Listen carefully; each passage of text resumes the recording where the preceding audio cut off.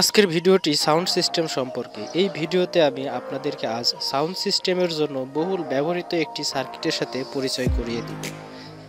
Sound সিস্টেমের জন্য অনেকে অনেক ধরনের সার্কিট ব্যবহার করে থাকেন।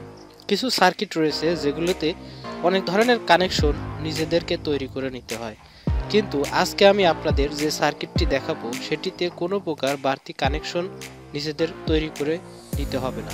এটাতে সকল ধরনের কানেকশন কম্বাইন্ড করে তৈরি করা।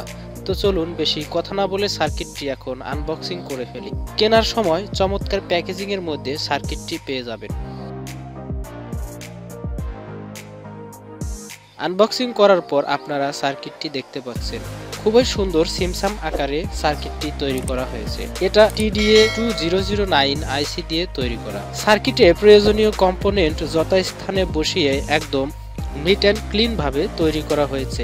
এটা দেখতেও বেশ সুন্দর লাগছে। প্রথমে আমি সার্কিটের ডায়াগ্রাম সম্পর্কে বিস্তারিত আলোচনা করব, এরপর কানেকশনগুলো দেখিয়ে দেব। এখানে এই আইসিটি হলো TDA2009 IC। প্রয়োজনীয় সকল কম্পোনেন্ট আইসির সাথে যথাযথভাবে যুক্ত করা আছে, ফলে এটাতে কানেকশনের ক্ষেত্রে কোনো প্রকার বাড়তি ঝামেলা নেই। সার্কিটের এপাশে রয়েছে ভেরিয়েবলগুলোর অবস্থান। প্রথমটি হলো মেইন ভলিউম কন্ট্রোলের জন্য, দ্বিতীয়টি হলো বেস কন্ট্রোলের জন্য এবং সবশেষেরটি হলো টোন কন্ট্রোলের জন্য। সার্কিটের সাথেই ভেরিয়েবলগুলো লাগানো, ফলে এখানে সার্কিটের সাথে কোনো প্রকার ভেরিয়েবল সার্কিট লাগানোর বাড়তি ঝামেলা নেই। লক্ষ্য করুন, দেখুন সার্কিটের গায়ে এখানে স্পিকার সিম্বল দেওয়া আছে, তার মানে আউটপুট সাউন্ডের জন্য এখান থেকে কানেকশন দিতে হবে। তার পাশেই দেখুন এখানে নেগেটিভ পজিটিভ চিহ্ন এবং লেখা রয়েছে 12 ভোল্ট, তার মানে এখানে নেগেটিভ পজিটিভ দেখে 12 ভোল্ট পাওয়ার কানেকশন দিতে হবে। তবে বলে রাখা ভালো যে এই সার্কিটে 12 ভোল্ট 1 অ্যাম্পিয়ার থেকে 12 volt 3 ampere DC volt input দিতে হবে।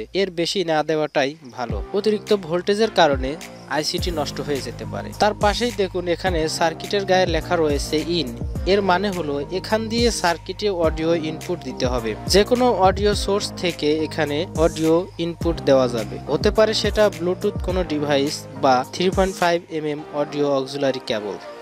তো এ পর্যায়ে আমি সার্কিটের সাথে কিভাবে এই কানেকশনগুলো দিবেন তা প্র্যাকটিক্যালি করে দেখাবো। প্রথমে আমি 12 ভোল্ট পাওয়ার ইনপুট দিব। তার জন্য আমি 12 ভোল্ট 3 অ্যাম্পিয়ার একটি পাওয়ার সোর্স থেকে এই তার দুটি নিয়েছি। এখানে সাদা তারটি পজিটিভ। এখন আমি সাদা তারটি সার্কিটের পজিটিভ টার্মিনালের সাথে ভালো করে সোল্ডারিং করে নিব।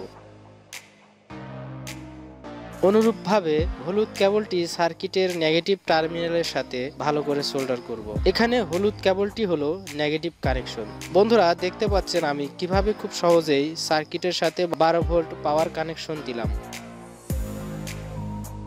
এখন সার্কিটের অডিও ইনপুটের সাথে এরকম একটি 3.5 mm অডিও অক্সিলারি কেবল কানেক্ট করব। দেখতে পাচ্ছেন কেবলটিতে রয়েছে 3টি তার।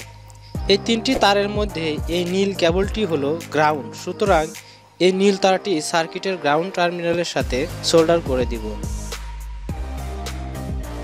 এখন যে লাল ও হলুদ দুটি তার বাকি থাকলো, এই তার দুটি একসাথে করে সার্কিটের এই প্রান্তে সোল্ডার করে দিব। দেখতে পাচ্ছেন আমি সার্কিটের সাথে 12 ভোল্ট ও অডিও ইনপুটের কেবলগুলো লাগিয়ে ফেললাম। এখন বাকি থাকলো এখানে এই অডিও আউটপুট কানেকশনটি। এখানে আমি একটি স্পিকার কানেক্ট করব। দেখতে পাচ্ছেন আমি 6 ইঞ্চি একটি স্পিকার নিয়েছি। এটা 10 ওয়াট 4 ওহমসের একটি স্পিকার। এ ধরনের স্পিকার অনায়াসে বাজানো যাবে এই সার্কিট দিয়ে। এখন আমি স্পিকারটি সার্কিটের অডিও আউটপুট টার্মিনালগুলোর সাথে ভালো করে সোল্ডার করে নিব।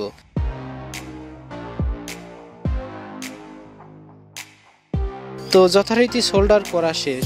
এখন চেক করে দেখব এটা কেমন কাজ করে। দীর্ঘ সময় চালানোর ফলে আইসিটি অনেক গরম হয়, তাই যাতে অতিরিক্ত গরম হয়ে নষ্ট না হয়ে যায় তার জন্য আইসিটির সাথে একটি হিটসিং লাগিয়ে নিয়েছি। আপনারাও হিটসিং লাগিয়ে নেবেন, তাতে আইসিটি ভালো থাকবে ও দীর্ঘদিন লাস্টিং করবে। চেক করার জন্য এখন আমি অডিও কেবলটি ফোনের সাথে কানেক্ট করলাম। মিউজিক প্লে করার সাথে সাথে দেখতে পাচ্ছেন ভালোই লাউড স্পিকারে সাউন্ড বেরোচ্ছে।